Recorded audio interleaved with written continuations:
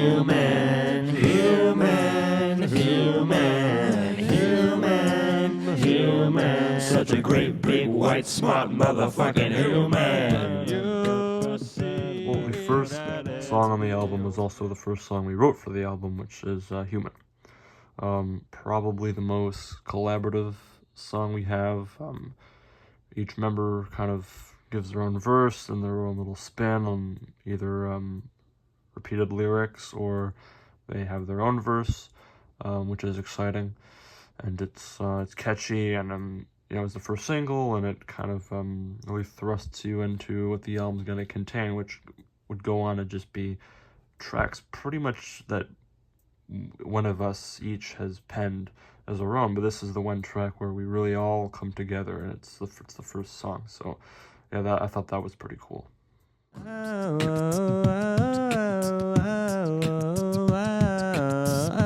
the first song I have on the album in order is I Need More Milk. And it's a short little bop. It's quick, it's fun, it's just kind of about like a kid, and how much milk means to his life. Not much more to it than that. It's just kind of, it's all there is to it. It's about needing more milk. It's fun. It's got a little beatboxing thingy at the end, which was fun. You can thank Bunny Bear for that one. It's I sing lead on most of the song, but everyone else has their own parts that they enjoy doing too. So it's a fun one. We are the heart of the world. We are the ones who can run. Pavilion is another one of mine, obviously, and it's one of the more, for lack of a better term, serious songs on the album, although it's not exactly serious in messaging or lyrics, but it's just, it's not exactly a playful song like a lot of the other ones are. It's a fun little tune that took no time at all to write, really, and it came together very nicely, and it's got some good melodies, and one of my favorites for sure, and I'm looking forward to performing it live, and I think it really holds its ground on the album really well. I wanna touch them, feel them, smell so good, yeah, this don't feel quite right. My first song on the album is Touching Privates, which is, I guess the reason I'm being interviewed for this spotlight in this particular song is because I kind of came up with the idea for it, and I sing the lion's share of the verses, but Dorman has his own verse, and then Twicky is pretty much responsible for doing the long, extended ad-lib outro where he just improvises and comes up with these awesome rhythms and stuff. I mean, he's great at that. But, the song, it's another kind of those fun fictional stories, just kind of carefree and whatever. It's, it's about being on a bus and brushing your, nether regions against someone else's nether regions. It's pretty silly, but it's a fun one, and although it kind of sounds creepy when you describe it, and also the lyrics itself are kind of like, a bit icky. It's a fun one. It's definitely got a fun groove to it, and one of my favorites for sure. Dr. C, please help me. Well, my first song is Dr. C, which is, I don't know, it's not really based on a true story. It's just kind of about this doctor, this, I guess, eye doctor, named Dr. C, and it's just, I don't know, it doesn't really have a serious, lyric thing going on in it, but it's, it's pretty good, and it's the first song I sing lead on, and it's, on the album anyways, and I kind of wrote most of it, so it's kind of cool to have a song, like that. I'm different. I'm not who I should be. Persona non grata, I guess if I had to pick a song that's probably, my song, my big feature song on the album, it would be Persona non grata. People often seem to misconstrue reality and fiction. It's not based on a true story. I'm not actually gay, nor do I think about being gay. It's about a character who is fighting these complex feelings of, feeling like almost an imposter in his own body because he's gay, and he's worried people aren't going to accept him, and he just wants to live his life, and that's what it should all be about, and friends being accepting, right? But he's worried that if he does come out, his friends are gonna treat him differently or neglect him or something, you know. Purely fictional.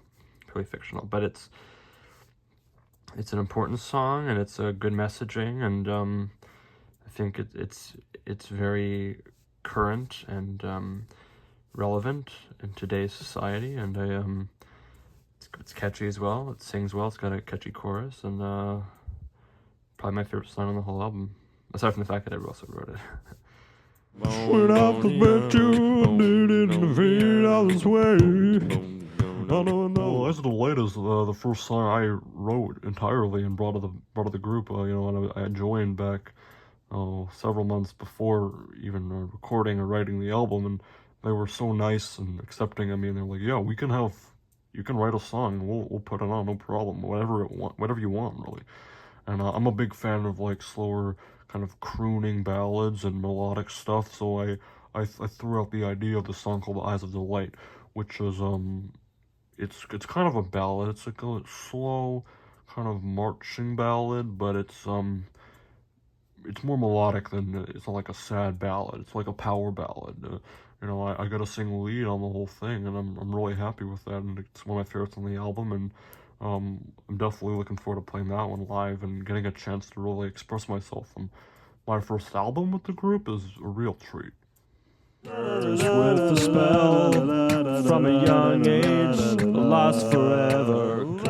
Can Wizard, like Pavilion, was written pretty quickly, and it's just a fun, whimsical one. It tells kind of a goofy story, and there's no deep messaging behind it or anything, but it, like a lot of the songs, everyone else's stamps on the song really help it, I would say, take it to greater heights. Like, Twiggy has got some great backing vocals, Bunny Birth throws down a sick verse, and, it's an alright one. It's quick, it's to the point, it's got a verse chorus deal with a bridge that repeats twice, and I like it. It's melodic. Not my favorite on the album, but it's a good one.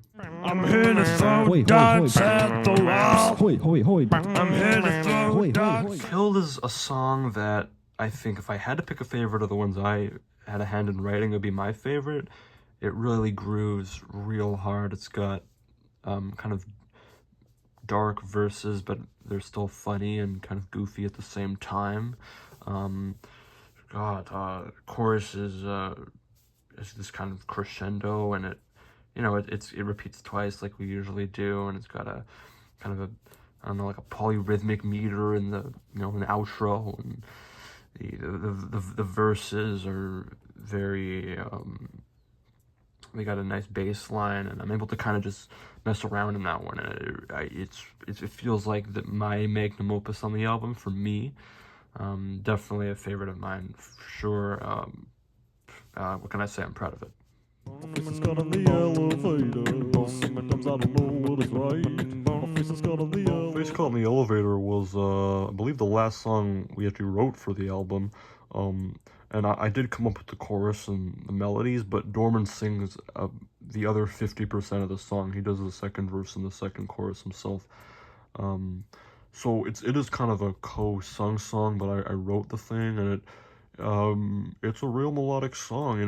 While it is kind of goofy in lyrics, I take the song seriously, and I'm in the construction process of the lyrics and the way it kind of goes about and tells a bit of a story. I try to kind of encapsulate what S1 does best and merge my own writing with that. So it feels like a true marriage of both S1's signature style and my writing style. So Eyes of the Light's still probably my favorite of the two songs I had a hand in writing, but this one is still almost flawless in my opinion. Good afternoon, my friends. Daddy's home. Daddy's home.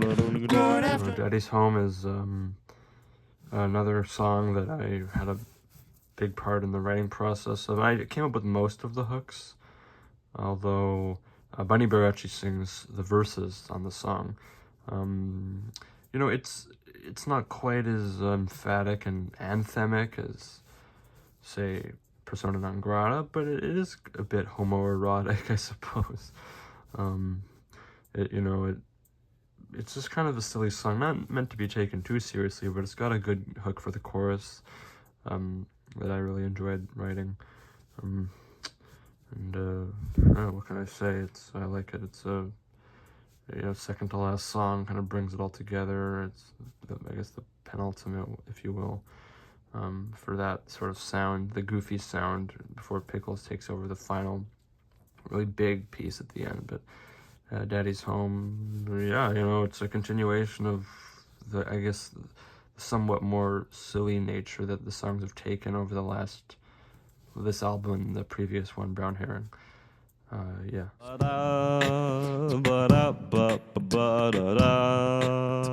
The final song, Unraveling the Strath Rope, kind of mirrors the beginning of the album with Human, because a lot of people on this track get to have a little solo or a little verse, if you will.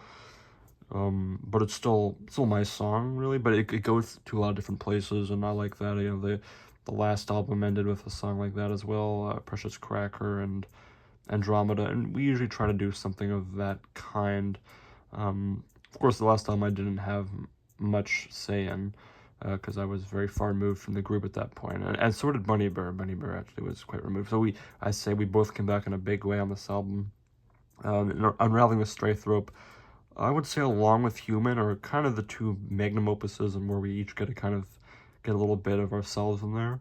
Song's got a good hook and it's good chorus and kind of a nice driving rhythm and moves it along quickly, but not too quick, and kind of goes different places, and I enjoy it a lot, and it's a great way to end the album, in my opinion, and I think we're all tremendously proud of how it came together in the end. And it's while it does have a lot of tracks, it's still a short album, and maybe our next album will be even longer.